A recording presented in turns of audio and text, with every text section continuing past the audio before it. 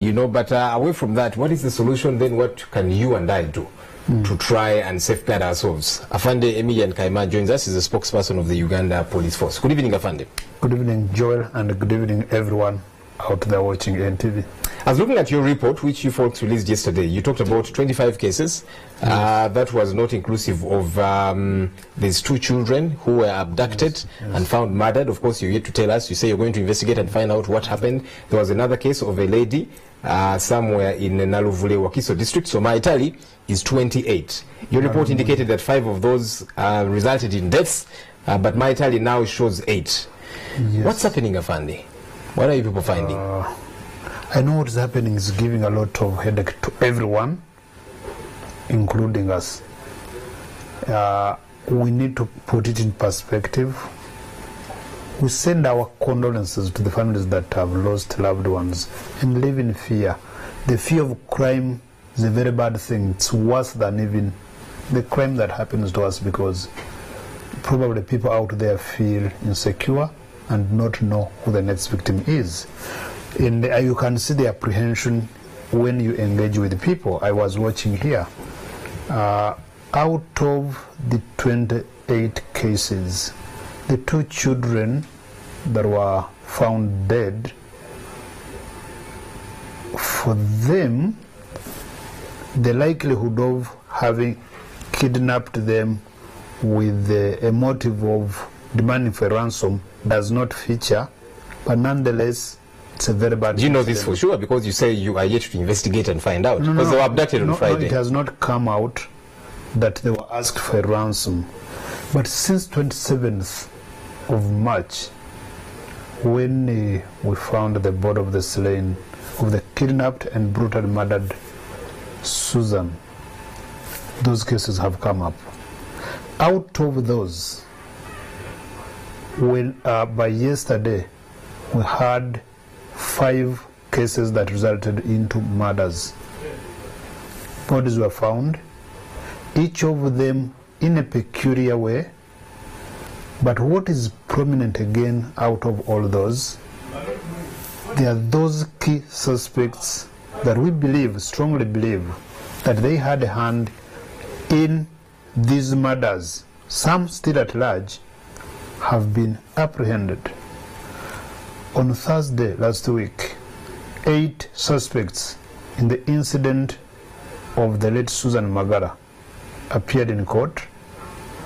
The late Charity Chohirwe, who was murdered from, who was abducted or kidnapped from Masaja around 1:45 a.m. in the night, and the ransom of 5 million was demanded.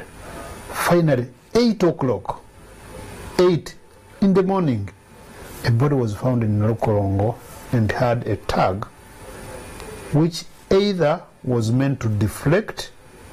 Body was picked and taken to Mulago, and the later was found to be the one. And they still asked for 5 million. The family quietly gave 2.5, and we arrested 2 people. I find that the narrative of it has happened and then people get arrested, it sounds a bit exciting if, anyway, at the end of the day, thorough investigations are done and we get to know who the culprits are. Because, as you know, many times as police, you very quickly arrest people to, I don't know whether it's to excite the public out there, and then court acquits all of them because, you know, very little is found to connect them to the murders. But you see, for me, what's more important, Afande, is how we can prevent these things from happening. Because you see, when it happens and then police tells we are investigating, we're on top of this, yes, but could we not have done anything at all to avert it from happening? Wait a moment. I think it's important. Yes, we can do many things, but it's important that people get to know the whole story. Because sometimes the story is told in various ways and it's not coordinated. So for Susan, 8 have appeared in court. All of whom are Muslims, by the way, and some folks are wondering whether or not I had an interaction profiling Muslims. I had an interaction with Muslim leaders on Sunday. They were all hot on me and of course on the police, and we explained this. We don't make it up. We look at the issues that connect one dot to the other, and we move forward.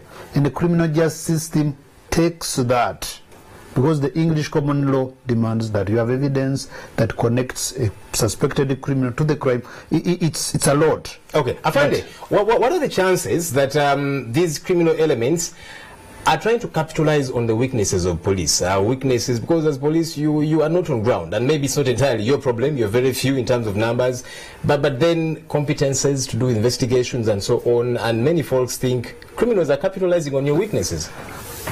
Well, is it the weakness of the police? Is it the system, the entire social system that we need to look at? Probably we have to. The entire social structure, you and us, that we serve. But basically, to go back to that, because I really needed to paint this picture of all those cases. We have suspects that we have apprehended. Now, those are 5 plus the one that we found in Mutundwe early this morning. That's 6 plus the 2 children in Naluvre. That's 8 minus the 3 that are recent. We have clues. Now these clues will go through a system, either to be found guilty or to be acquitted, and we shall be informing Ugandans as it happens. So they should be able to wait for this. How should we rely on this that you're telling us, Afande, that you have got clues, you're convincing us that you're on top of this? But you see, we have had that for many a matter, for many a kidnap. Let me tell you. And many times, it turns out to be a different story altogether, Afande. We've been consistent in our engagement with people. What we need them to appreciate is that the criminal justice system demands these issues, which they should really appreciate, which all of us should appreciate. Now, out of the 25 as per yesterday, we've been able to avert quite a number. How many? I need to look at the statistics, but I will give you the painting with facts and figures that will show how many. When people get to see their person missing, disappearing, they report quickly. That Ugandans have a tick on that, and we quickly intervene. And I'll share with you some of the cases that perplex us also. Okay, I need to get out of here. No. But let's get out this way. I'm glad you have begun talking about what Ugandans are doing, the report to you. There are people that would want to know some tips from you, what to do if they get to know their loved one has been kidnapped or somebody finds themselves in that situation. Let's use these remaining 30 seconds to help them understand what can they do. That's a disservice to me. Can I ask for more time, please? I hope I can be given more time. The fake or false kidnaps have also perplexed us, where children do this to their parents, where husbands do this to their spouses, where wives do this to their spouses. Your report as of yesterday shows there's only 4 fake kidnaps out of the now 28. No, 4 that we have taken to court, and one of them, judgment given, sentenced. The others, the process is going on. So what should we do? Number 1, we need to be vigilant all the time. Vigilant. Where are the children? Where are the family members? We need to communicate if I'm going somewhere. But 1, we need to have a common voice against this crime. All of us, be it the media, be it the leaders, local leaders, be it the religious leaders, be it all of us, common voice of concern where we condemn these acts, where the criminals should not be pampered with finger pointing to who is not doing what. 1, the common factor should be what they are doing is criminal, is unacceptable in a sane society like ours. That's number 1. Number 2, working hand in hand with all of us, security services, to report these matters early and to give the evidence, to give the statements on what you probably know. No problem. Give what you know so we can pursue this, but also to remain alert in terms of finding justice. When we arrest one person, it's not enough to arrest. We need to dig further. In all these cases, some of the suspects that we have led us to where their victims were dumped. Now that's good enough, but it's not enough. All right. In terms of justice. Afande, this conversation will obviously continue so that we can keep engaging you folks to find out what's happening and what more the public can do. But Afande Millian Kaima, Thank you for talking to us. Thank you too. Thank you, Uganda. Remain steadfast, one common voice of concern, condemning the crime that is showing its ugly head to all of us. All right, and that's it for Newsnight. NTV Tonight takes a quick break. We'll be right back with business.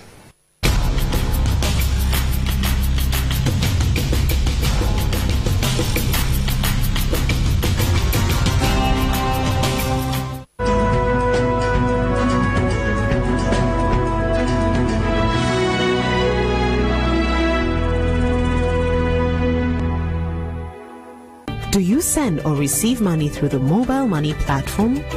Additional taxes on mobile money transactions will make you lose money and make low-income earners poorer. Call your